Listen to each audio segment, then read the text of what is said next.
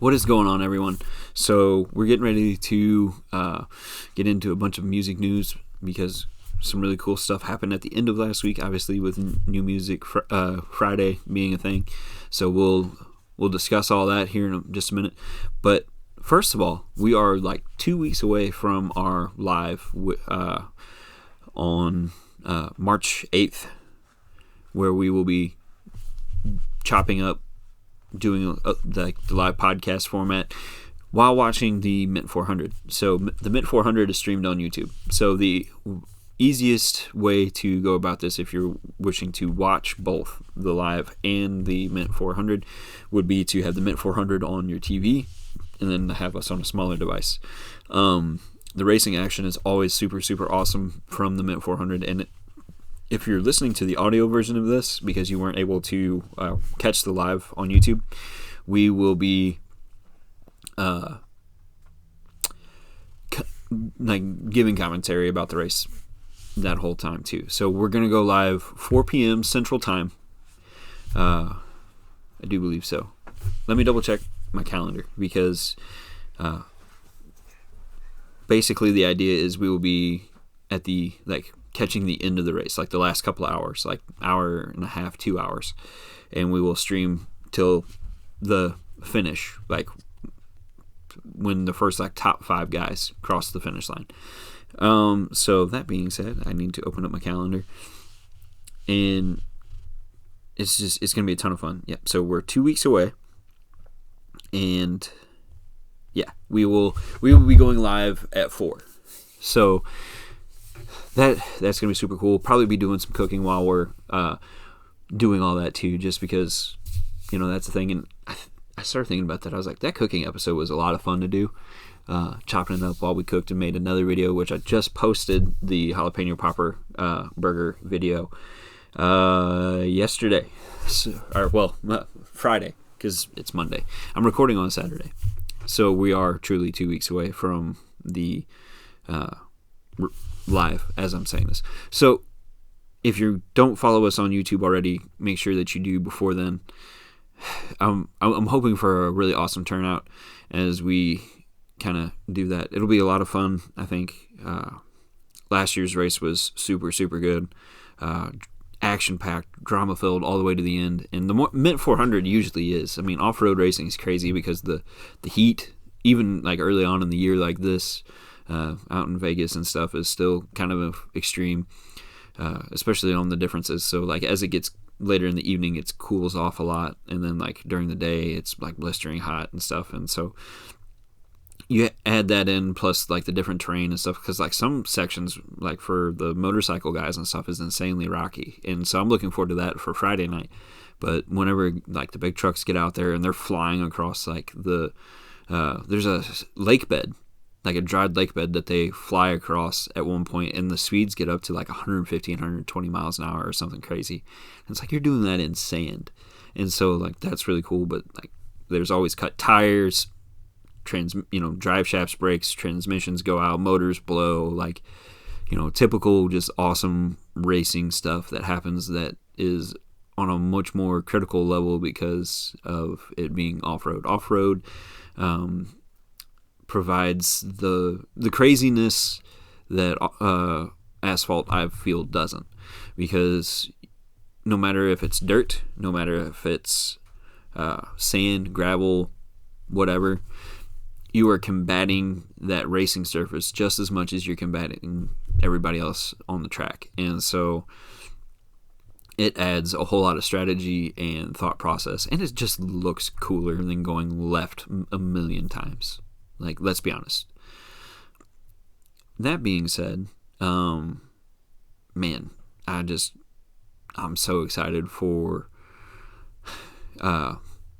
that weekend. And then right after that, so 2 weeks in a row, we've got off-road racing on the brain, because right after that, we're going to be going to the 100 Acre Wood here in Missouri. So that'll be cool. A lot of cool things going on that front. Kenya, the entry list has been released for Kenya for WRC. Let me see if I can get that pulled up for y'all. So this the consequence. The new album from Killswitch Engage is out, and fire, man, metal bands are just killing it right now. Very much more so than some of my hopes that I had for country for this year. Charlie Crockett did drop a new song, which we'll get into here in a minute. So, dude, awesome. Okay, so we just had Rally Sweden, and so we're 2 rallies in so far. Elvin Evans is the leader, and did he win both? Did he win both Monte Carlo and that one? Calais did not do well in Sweden, which was kind of a shock. Takamoto Katsuda did pretty good. Dude, his rally win is gotta be right around the corner, because that guy is just doing awesome. I'm super happy for that guy, because he stepped it up. He knew he needed to be, and he did.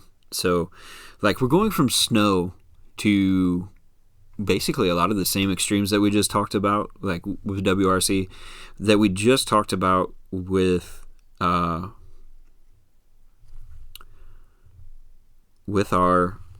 off-road discussion that we just brought up.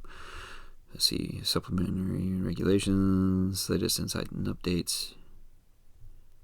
I'm sorry, I'm trying to find the entry list, because I thought it'd be really cool to discuss who all was going to be at that one. So there's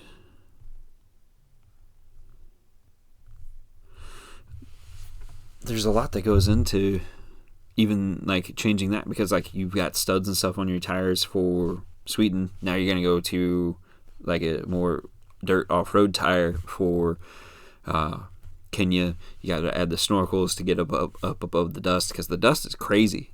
There's so much dirt and everything flying around, and it's a lot of extremes that we were just talking about with the Mint 400. Cars just braking nonstop, it seems like. So it's looking like it's going to be a super awesome one. Let's see, sort of.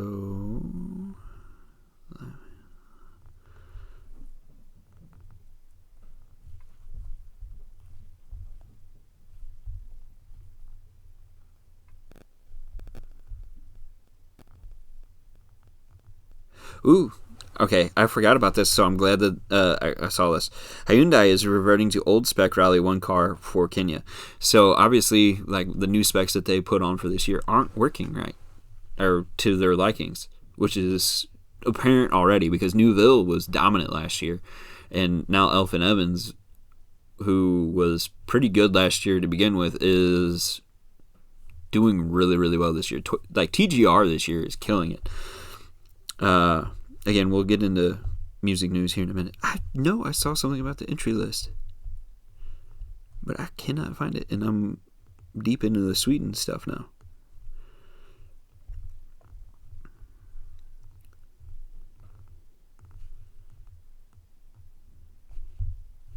Yeah, that's still all Sweden stuff. I can't find what I'm looking for. That's a bummer. Okay, so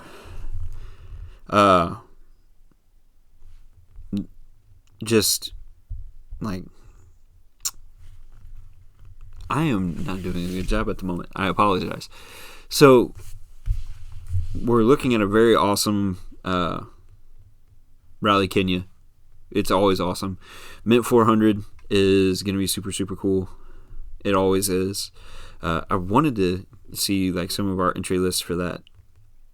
Oh, that's cool. I searched Mint 400 and it came up with a really cool picture of Ivan Iron Man Stewart from '89. Let's see, Off-Road Motorsports. Here we go, Mint 400. Because a lot of times they have announcements of who all is going to be there. So, bike-wise, we've got Dalton Sherry. Truck-wise, Adam Householder, who was awesome last year. He won Parker 400 this year and was the reigning champion. Yeah, I thought he won last year after I had said that. I was like, wait a minute. Yeah, so Adam Householder, last year's Mint 400 winner, will be there. Dustin Jones is coming to run in the UTV class. So some really cool stuff. As far as like guys that are starting to announce their win, or like not their win, but they're coming in.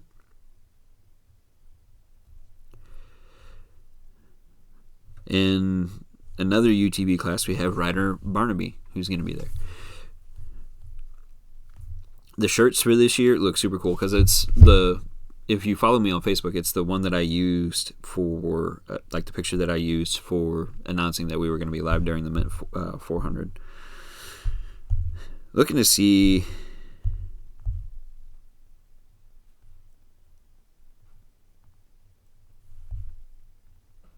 I was looking to see what I could find as far as...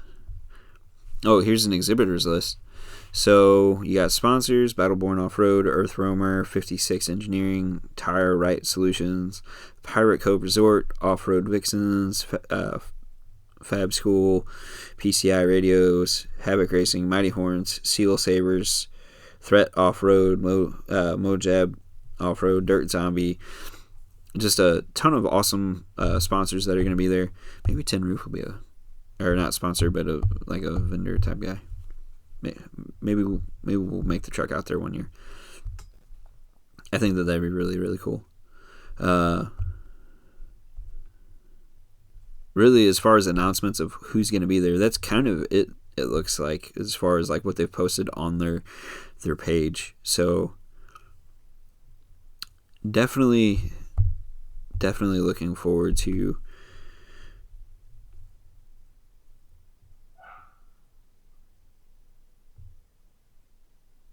what?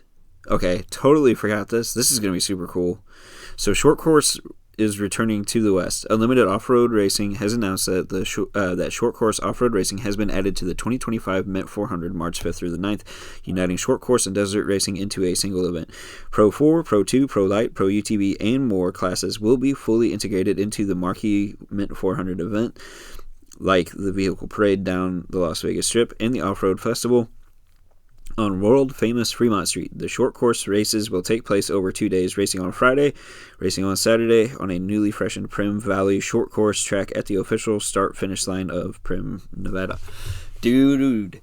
I love short course. We actually need to do like a special Throwin Dirt section, like Throwin Dirt episode of Tin Roof, talking about short course racing, period. Short course is so cool. But that being said, like, we've spent 13 minutes talking about racing and stuff, and I could talk more, especially like World of Outlaws is getting ready to kick off. I'm seeing all different kinds of stuff about that. Volusia just happened not that long ago. Like, Tin Roof is your place for racing and music, like awesomeness, and wrestling news as well.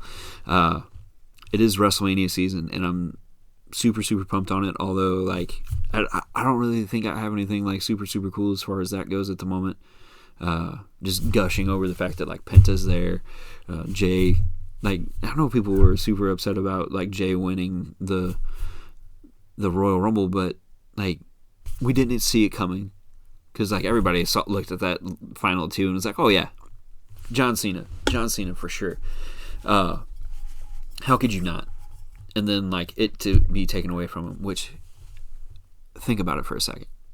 Because I don't think I've talked about this on the podcast here, but I'm, like, questioning if I have or not. But think about it for a second.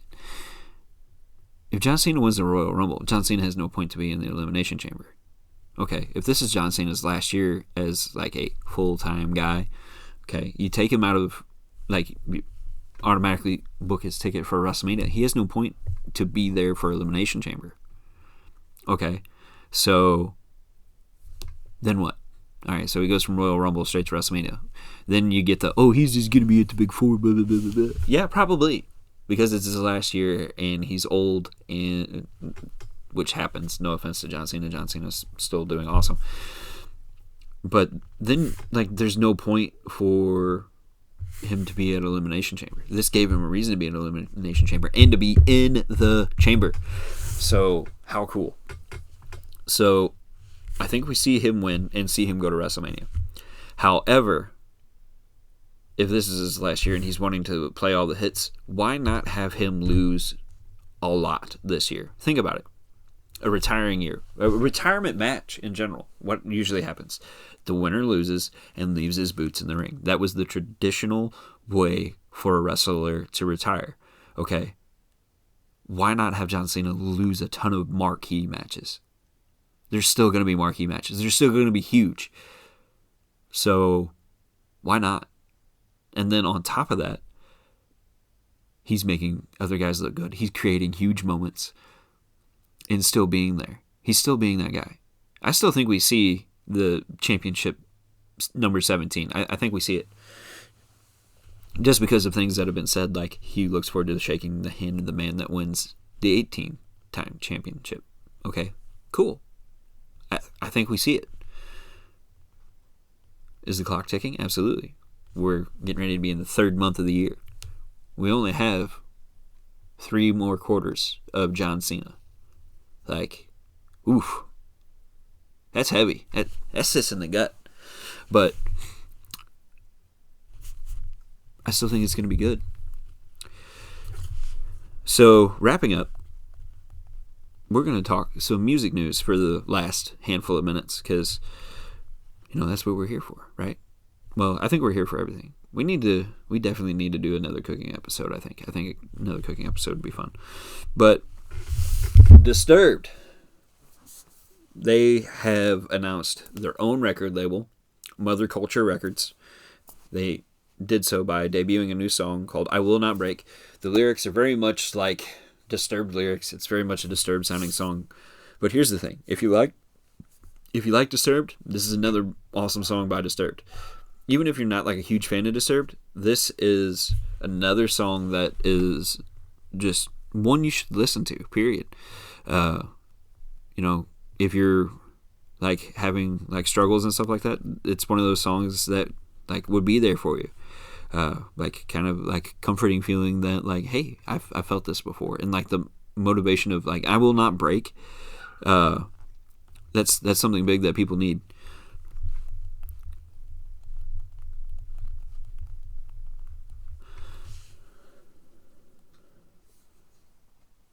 So, that being said, good for them, especially like getting away from a record label.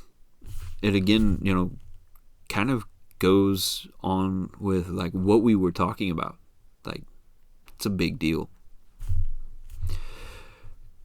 And here's the thing, like, no matter whose side you're on with what or blah, blah, blah, blah, blah, like, we have so much evidence, regardless of whatever, that record labels will do just downright nasty things to people. Still furthers the thought that we have really been focusing on since the beginning of the year, that record labels are bad, okay? So, definitely need to stay away from record labels. This Consequence is an amazing album by Killswitch. Cameron Marlowe, actually, is a guy that has dropped a banger of sad country songs album, and it is actually titled something along the lines of sad country songs. I gotta look it up real quick. Sad Songs for the Soul, and it truly is sad songs for the soul. It is fantastic. Highly recommend. Definitely one of my favorites so far this year as far as country music. Spaghetti Western Volume 1 by Vinny Palazzoli. He's very Italian last name, and it was really good. I'm gonna rave over that one on Facebook probably this week. Also, we've started a Substack if that's something that you guys follow. So be sure to follow us on Substack under Justin's Story at the moment, because I haven't really changed or messed with anything yet over there. Just still trying to get my feet wet and kind of trying to figure out how exactly I want to do things over there. But Tom McDonald dropped a new song, which is clean and really, really good. Kind of feels like he's trying to have a country vibe with it. It's a little bit poppy, more like modern pop country-ish vibe to it for me.